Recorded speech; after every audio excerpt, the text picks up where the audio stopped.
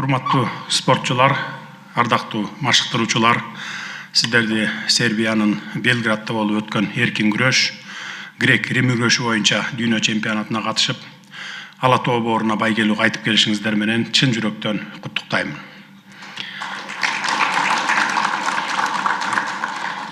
Кыргызстандын тарыхында биринчи жолу 30дан ашуу мамлекеттин арасынан 3-чү орунду камсыз кылып, тарых баракчасын жаңылап, жалпы кыргызстандыктарды чексиз кубанычка бөлөп, демине дем, күчүнө күч кошуп жатасыздар. Алдыга максат коюп, тер төгө мээнет кылып, натыйжада дүйнө элинин көз алдында кыргыз байрагы бийик желбиреп, гимнибиз жаңырганда, жеңишти камсыз кылган спортчулар кандай толкунданса, мындай кубанычтуу көз ирмемдерди көгүлтүр экрандан көрүп турган кыргызстандыктар эки эсе толкунданып, төбөбүз көккө жете сүйүнгөн учурду сөз менен айтып берүүнүн өзү кыйын болуп турат негизи. 2024 жылы Парижде өтө турган 33-чү жайкы олимпиадада оюндарында жолдомо жеңип алгандарга үмүтүбүз да, ишеничибиз дагы чоң. Кудай буйрса, ал жактан дагы бир 3-4 алтын алып келесиздер деп үмүт кылып турабыз. Биз албетте мамлекеттин желегин бийик желбиреткен спортчуларды көңүл сыртында калтырбайбыз. Алардын жараткан ийгиликтери татыктуу бааланат деп биз дайыма сөз беребиз. Бул жолку чемпионатта Кыргыздын Көкжал уулу Акжол Махмудовдун сабырдуулугу менен ишенимдүү ар бир аракетин, Жоломан Шаршембековдун илбиристей ыкчамдыгын жана Жумашбек уулу Тайырбектин кынтыксыз кыймылын ар бирибиз көз ирмебей кылдаттык менен карап отурдук. Ал эми Кыргызстандын кыз келиндер күрөшүнө Акжолтой болуп, албан ийгиликтерди алып келген алтын кызыбыз Айсулуу Тыныбекова алтын медалды жеңет деп алдын ала бекем ишенгенбиз. Айпери Медет кызы жаракатына карабай, намыс деп аягына чейин күрөшүп, күмүш медалдын ээси болду. Буга да Кудайга шүгүрчүлүк дешибиз керек. Жекеле Кыргызстандан эмес, дүйнөнүн булуң бурчундагы 100 миңдеген журтташтарыбыз Сербияда болбосо дагы жүрөгү силер менен болуп, силер деп согуп, силер үчүн күйүп жанып, сүрөп жатканын туюп билип, сезип жаттыңар деп ойлойм. Спортчулардын эмгеги зор мээнетти талап кылат. Жеңишке жетүүнүн артында 10, балким 20 жылдаган талбаган үзгүлтүксүз эмгек жатат.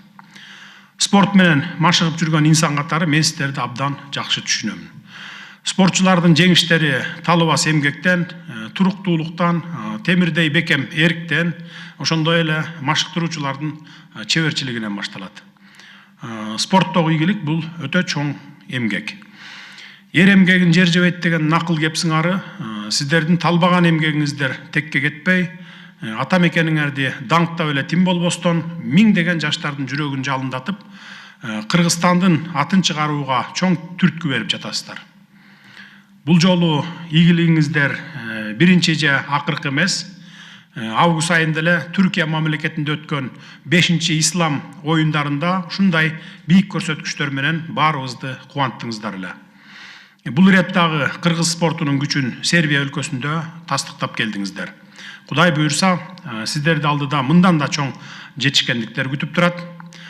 Кыргыз Республикасынын курама командасынын жалпы машыктыруучуларына талыкпас эмгекчилдикти, өзгөчө мекенчилдиги менен эл аралык деңгээлдеги спортчуларды даярдап жатышкандыгы үчүн сиздерге дагы терең ыраазычылык билдиремин.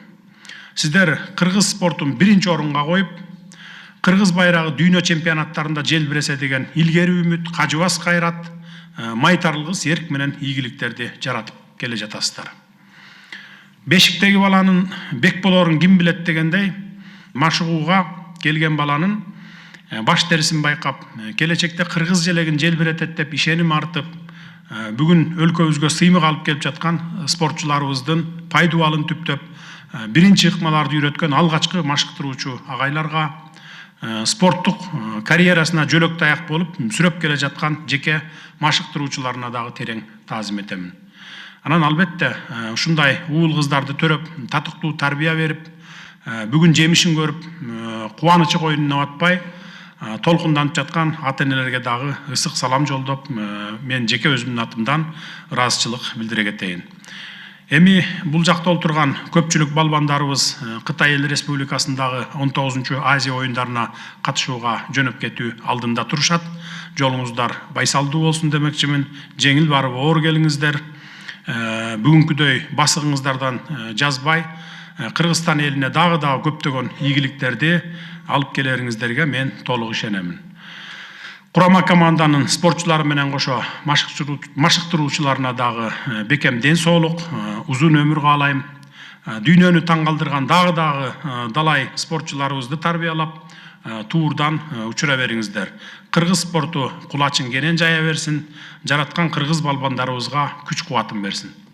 Көңүл бурганыңыздарга рахмат. Дайыма ийгиликтердин үстүндө жүрө бериңиздер.